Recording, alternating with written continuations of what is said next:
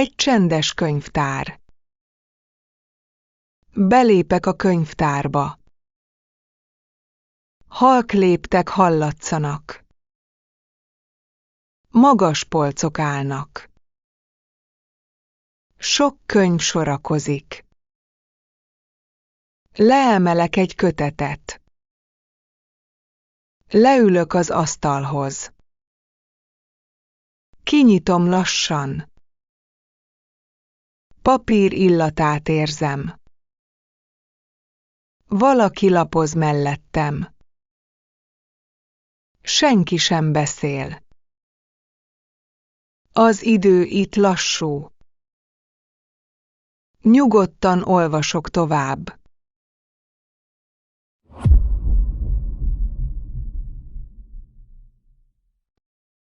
Utazási indulás előtt.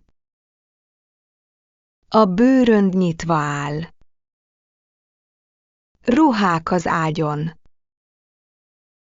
Lassan pakolok mindent.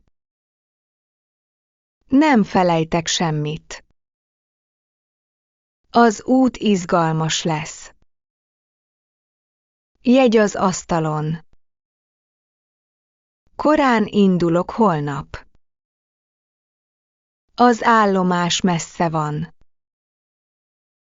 Csendben gondolkodom most. Új hely vár rám. Kicsit izgulok belül. De készen állok.